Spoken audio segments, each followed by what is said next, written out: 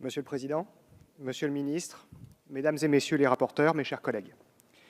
Le groupe Modem et Apparentés votera les crédits des missions Administration générale et territoriale de l'État, Sécurité et Immigration, Asile et Intégration.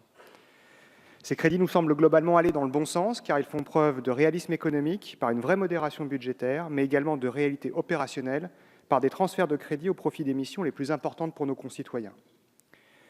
Pour la mission Administration générale d'abord, nous nous satisfaisons pleinement de la stabilité des crédits à environ 2,2 milliards d'euros. Nous notons d'abord avec satisfaction que les crédits du programme Vie politique, cultuelle et associative sont en hausse pour permettre l'organisation des élections européennes. C'est la traduction concrète du retour à la circonscription unique nationale adoptée cette année par la majorité. Que les crédits du programme Administration territoriale sont en légère baisse grâce aux premiers effets du plan Préfecture Nouvelle Génération, dont le déploiement a permis de réaliser des économies d'emploi, environ 1300 ETP sur la période 2016-2018, ainsi que du recentrage sur le cœur du métier des préfectures.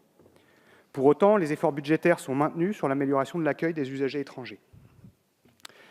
Enfin, nous approuvons pleinement les efforts particuliers consacrés au plan de transformation du numérique du ministère de l'Intérieur.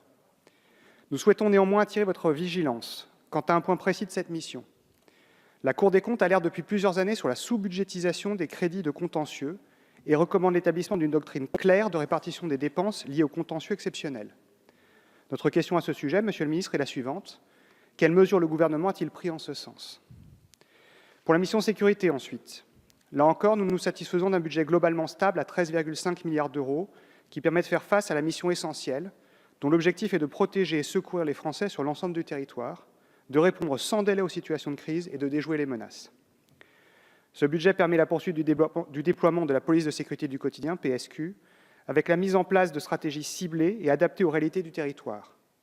Elle permet le renforcement des outils numériques avec le déploiement de Scribe, Néopol et Néogendre, ainsi que la lutte contre les cybermenaces avec notamment la brigade numérique de la Gendarmerie nationale. Il permet également de poursuivre la lutte contre la radicalisation et le terrorisme, la lutte contre l'immigration irrégulière et l'engagement d'une centaine de gendarmes dans l'agence Frontex. Enfin, il faut le noter, la dotation convenable du programme 207 consacré à la sécurité et à l'éducation routière pour accompagner l'objectif de la baisse de la mortalité routière. Sur immigration, asile et intégration, enfin, nous nous satisfaisons d'un budget en hausse à 1,7 milliard d'euros qui permet les 3 grands axes d'action suivants.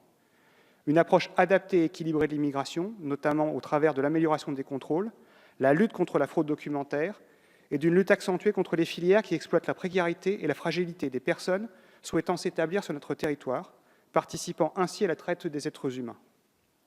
L'intégration des immigrés en situation régulière. Chaque année, ce sont plus de 105 000 personnes qui signent des contrats d'intégration républicaine, les CIR, dans le cadre desquels les primo-arrivants ont la possibilité de suivre une formation linguistique et civique, constituant la première étape de leur parcours d'intégration. Et enfin, la mise en place et en application des mesures proposées dans le rapport Taché. L'année 2009 est une année importante, car la plupart des dispositions de la loi pour une immigration maîtrisée, un droit d'asile effectif et une intégration renforcée entreront en vigueur le 1er janvier et le 1er mars 2019 et commenceront à produire leurs effets sur l'exercice budgétaire 2019. Pour cela, spécifiquement, nous nous félicitons des définitions et des dotations des 2 programmes 303 et 104 notamment. Pour toutes ces raisons, le groupe Modem et Apparentés votera avec conviction ces crédits. Je vous remercie.